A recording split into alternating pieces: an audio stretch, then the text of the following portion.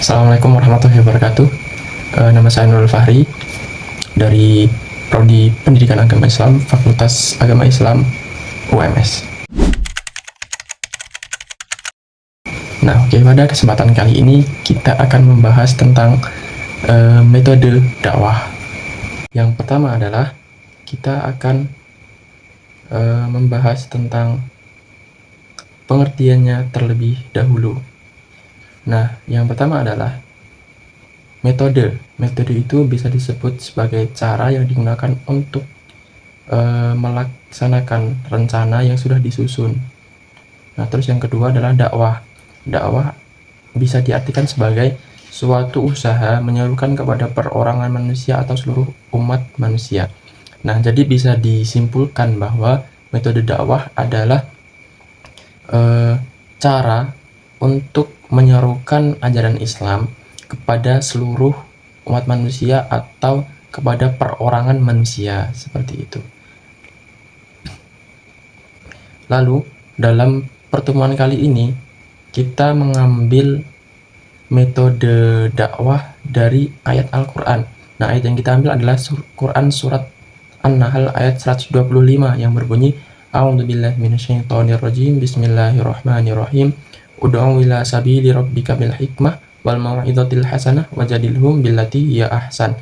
Inna rabbaka huwa a'lamu biman dhalla an sabili wa huwa a'lamu bil muhtadin. Yang artinya, serulah manusia kepada jalan Tuhanmu dengan hikmah dan pelajaran yang baik, dan berbantahlah mereka dengan cara yang baik. Sesungguhnya Tuhanmu dialah yang lebih mengetahui tentang siapa yang tersesat di jalannya, dan dialah yang lebih mengetahui orang yang mendapat petunjuk. Nah, lalu dari ayat tadi bisa kita simpulkan ada beberapa poin yang bisa kita ambil. Yang pertama, metode dakwah dengan bil hikmah. Terus yang kedua, mau'izah hasanah. Yang ketiga, jidal atau mujadalah. Nah, kita bahas satu-satu, teman-teman. Yang pertama, bil hikmah. Nah, arti bil hikmah itu adalah menguasai keadaan dan kondisi mad'unnya, atau dia memahami kondisi pendengarnya atau yang kita dakwai. Nah, bil hikmah di sini juga bisa diartikan bijaksana. Artinya bijaksana di sini adalah mampu menyesuaikan diri dengan kondisi lingkungan maupun masyarakat yang kita dakwai. Tujuannya bukan untuk membeda-bedakan, tetapi menyesuaikan diri kita dengan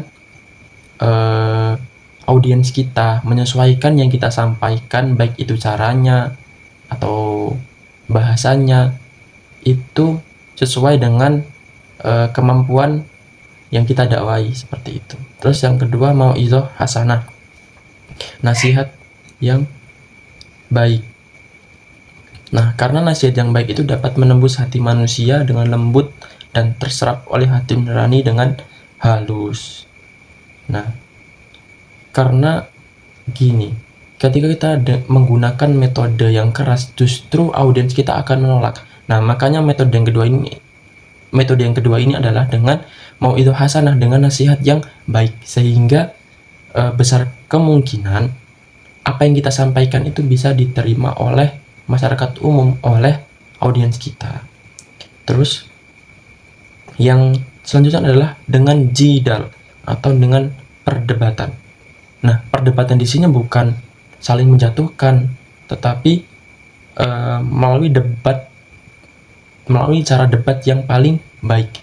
Argumen yang disampaikan itu argumen yang paling baik, bukan untuk saling menjatuhkan, tetapi supaya lawan bicara kita itu paham.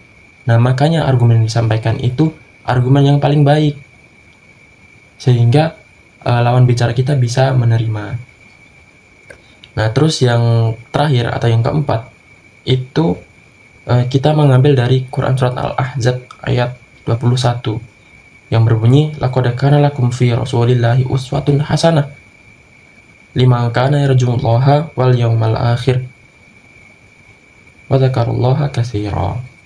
Nah, dari ayat ini bisa kita tarik poin utama, yaitu dengan qudwah atau uswatun hasanah.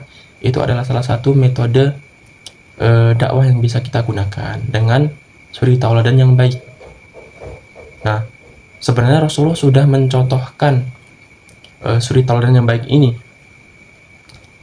Nah, contoh kasusnya adalah pada suatu saat Rasulullah itu mau hijrah ke Taif. Nah, beliau itu berharap supaya dakwahnya bisa diterima di Taif. Tapi kenyataannya justru masyarakat Taif itu mengusir beliau, bahkan melempari beliau dengan batu, sehingga wajahnya sampai berdarah. Nah, tapi alih-alih Rasulullah marah atau dendam, justru yang dilakukan Rasulullah sebaliknya. Rasulullah malah mendoakan mereka. Nah, Rasulullah bersabda, Allahumma hdi qaumi fa innahum la ya'lamun. Ya Allah, berikanlah petunjuk kepada kaumku karena mereka tidak tahu. Nah, dari situ Rasulullah bukan menampakkan dendam kepada mereka, justru Rasulullah menampakkan kasih sayangnya kepada mereka. Nah, itulah yang dapat saya sampaikan pada kesempatan kali ini. Setidaknya ada 2 poin yang dapat kita simpulkan. Yang pertama adalah dakwah dalam Al-Quran berarti ajakan kepada kebaikan, yaitu ajakan kepada agama Islam, membangun masyarakat madani yang Qur'ani, selalu dalam amar ma'ruf nahi munkar. Terus yang kedua, dari 2 ayat tadi kita bisa mengambil 4 metode dalam berdakwah. Yang pertama yaitu bil hikmah, mau'izah hasanah, terus jidal, dan yang terakhir yaitu qudwah atau uswatun hasanah. Nah, sekian yang dapat saya sampaikan. Terima kasih, semoga kita bisa mengambil hikmahnya. Dan akhir kata, wassalamualaikum warahmatullahi wabarakatuh.